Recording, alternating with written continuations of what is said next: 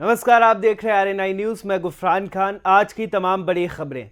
इमरान मसूद, जो कि सहारनपुर के बड़े कांग्रेसी चेहरे थे, उन्होंने आगामी यूपी विधानसभा चुनाव से ठीक पहले हाल ही में समाजवादी पार्टी का दामन थामा है। उन्हें पूरी उम्मीद थी कि नकुड़ से वो समाजवादी पार्टी गठबंधन के उम्मीदवार होंगे, लेकिन एसपी चीफ अखिलेश यादव ने उन्हें टिकट नहीं दिया। ऐसे में चर्चा है इमरान मसूद इस कदम से नाराज हैं और बहुजन समाज पार्टी की तरफ हसरत भरी निगाहों से देख रहे हैं। बताया जा रहा है अब वो बीएसपी से टिकट मिलने की चाह में भी हैं। दरअसल इमरान मसूद के भाई को भी बीएसपी ने अपना टिकट थमाया है। चर्चा ये भी है कि समाजवादी पार्टी से मिली बेरुखी की वजह से इमरान मसूद और उनके समर्थक दोबारा कांग्रेस की तरफ भी देख रहे हैं। हालांकि उन्हें यह भी लगता है कि समाजवादी पार्टी उन्हें किसी और सीट से चुनाव लड़ने के लिए टिकट देगी। छत्तीसगढ़ के मुख्यमंत्री और कांग्रेस के वरिष्ठ नेता भूपेश बघेल ने नोएडा में चुनाव प्रचार के दौरान कोविड-19 संबंधी नियमों के उल्लंघन के आरोप में अपने खिलाफ प्राथमिकी दर्ज होने के बाद सोमवार को कहा कि निर्वाचन आयोग को अपनी भूमिका निष्पक्ष रखनी चाहिए। बघेल ने कहा कि आयोग को बताना चाहिए कि मौजूदा स्थिति में कैसे प्रचार करना है। बघेल ने यहां संवाददाताओं से कहा, मेरे साथ कई सुरक्षाकर्मी रहते हैं, कई पत्रकार भी थे, लोग आ रहे हैं, मिल रहे हैं। आखिर चुनाव प्रचार कैसे होगा? निर्वाचन आयोग को बताना चाहिए कि कैसे प्रचार करना है। उन्होंने कहा, मेरे खिलाफ कार्रवाई क्यों हुई? अमरोहा में भाजपा के प्रत्याशी और मंत्री के खिलाफ कार्रवाई क्यों नहीं हुई, जबकि वो घर घर जाकर प्रचार कर रहे हैं? निर्वाचन आयोग को अपनी भूमिका निष्पक्ष रखनी चाहिए।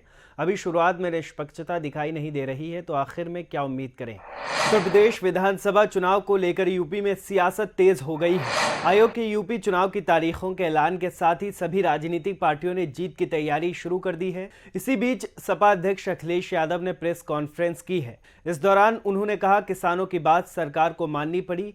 किसानों ने संघर्ष किया, अन्याय के खिलाफ लड़े। इस संघर्ष में किसानों की जान भी चली गई। अखिलेश ने कहा, किसानों पर अन्याय करने वालों को इस बार जनता हराएगी। किसान बीजेपी को हराएं और हटाएं। हम सभी लोगों ने आज संकल्प लिया है। हाथ में अन्न लेकर अखिलेश यादव सहित समाजवादी पार्टी के नेताओं ने अन्न संकल्प लिया। अखिलेश यादव ने कहा, सभी फसलों की एमएसपी निर्धारित करेंगे, 15 दिनों में गन्ना भुगतान कराएंगे, किसानों के लिए फार्मर रिवॉल्विंग फंड अब बनाएंगे। अखिलेश यादव ने कहा, बीजेपी नेता आचार संहिता का उल्लंघन कर रहे हैं, जगह जगह रैली जुलूस निकाला जा रहा है। चुनाव आयोग से हम लिखित शिकायत करेंगे। तेजिंदर बिक्र का सम्मान सपा करेगी। किसानों पर दर्ज सभी केस वापस लिए जाएंगे। शहीद किसानों के परिजनों को 25-25 लाख रुपए दिए जाएंगे। अखिलेश ने बताया, सपा का मैनिफेस्टो बीजेपी के बाद लाएंगे। वहीं चंद्रशेखर आजाद रावल की पार्टी से गठबंधन न होने को लेकर अखिलेश ने कहा, इसके पीछे कोई साजिश लगती है। मैंने चंद्रशेखर आजाद से बातचीत में उन्हें 2 विधानसभा सीट देने की बात कही थी। मेरे से मुलाकात के दौरान वो इस पर राजी हो गए थे, लेकिन फिर भी बाहर आकर उन्होंने पता नहीं कहाँ बात की और कहाँ हम 2 सीटों पर चुनाव नहीं लड़ सकते। दिल्ली में बात की या फिर कहां बात की पता नहीं। अपने घोषणा पत्र के बारे में पूछने पर अखिलेश यादव ने कहा कि हम भाजपा के बाद अपना मैनिफेस्टो रिलीज करेंगे।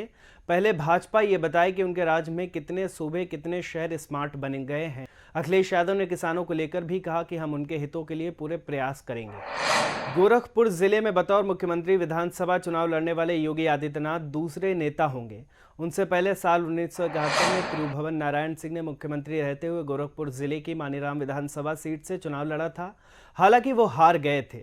एक और जहां विपक्षी दल सीएम योगी के खिलाफ उनके उम्मीदवार बनने के बाद तीखी प्रतिक्रिया के साथ साथ मुख्यमंत्री के रूप में तिरुभुवन नारायण सिंह के चुनाव हारने का उदाहरण दे रहे हैं। वहीं गोरखपुर के आम निवासियों को उम्मीद है कि अगर योगी वहां से चुनाव जीतेंगे तो क्षेत्र का विकास होगा।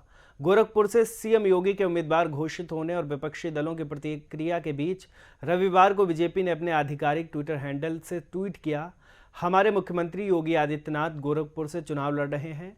बुआ बबुआ और मिसेज वाद्रा जी को बताना चाहिए कि आप किस सीट से चुनाव लड़ रहे हैं या हार के डर से चुनाव नहीं लड़ेंगे। उत्तर प्रदेश में जैसे जैसे विधानसभा चुनाव करीब आता जा रहा है, वैसे वैसे सत्ता पक्ष और विपक्ष के नेताओं के बीच वार पलटवार का सिलसिला तेज होता जा रहा है। इसी क्रम में भारतीय जनता पार्टी की यूपी इकाई के अध्यक्ष स्वतंत्र देव सिंह ने समाजवादी पार्टी पर निशाना साधा है। उन्होंने ट्वीट कर लिखा, हाथ में गन लेकर घूमने वाले आज हाथ में अन्न लेकर किसान हितैषी बनने को ढोंग कर रहे हैं। सपा शासन में हमारे किसान भाई रात को अपने खेत पर जाने से भी घबराते थे। बताते अखिलेश यादव ने ट्वीट कर कहा, हम अन्न संकल्प लेते हैं कि जिन्होंने किसानों पर अत्याचार और अन्याय किया है उस भाजपा को हराएंगे, हटाएंगे। लखीमपुर के किसानों की शहादत को याद करते हुए हम यूपी के हर किसान और आम मतदाता से अपील करते हैं कि वो भाजपा को हराने के लिए अन्न संकल्प लें। मुलायम सिंह यादव की बहू अपर्णा यादव के भाजपा में जाने की अटकलों के बीच सपा प्रमुख अखिलेश यादव का बयान सामने आया है। उन्होंने कहा ये उनके परिवार की बात है और सब ठीक है। उन्होंने भाजपा पर भी तंज कसा और कहा कि उन्हें हमारे परिवार की ज़्यादा चिंता लगती है। चुनाव में किए जा रहे सारे षड्यंत्र वे सफल नहीं होने देंगे। उत्तर प्रदेश विधानसभा चुनाव की तारीखें जैसे जैसे नज़दीक आ रही हैं, नेताओं के दल बदल का दौर भी तेज हो गया है। हाल ही के दिनों में कई नेता और सिटिंग विधायक स्वामी प्रसाद मौर्य, डॉक्टर धर्म सिंह सैनी और दारा सिंह चौहान समेत कई विधायकों ने भाजपा से सपा का रुख किया, तो कई दूसरे नेताओं ने अपनी अपनी महत्वाकांक्षा को देखते हुए पार्टी बदली। इसी बीच एक खबर है जो सबसे ज़्यादा चौंकाने वाली रही। अखिलेश के घर से नेताजी यानी मुलायम सिंह यादव की छोटी बहू और अखिलेश के छोटे भाई प्रतीक की पत्नी अपर्णा यादव के भाजपा में शामिल होने की अटकलें हैं। इन सूचनाओं पर विराम लगाते हुए सपा प्रमुख अखिलेश का कहना है कि ये उनके परिवार का मामला है और सब ठीक है। आरएनआई के इस वीडियो में आज के लिए बस इतना ही। ऐसे ही तमाम जानकारी के लिए बने रहिए आरएनआई न्यूज़ के साथ।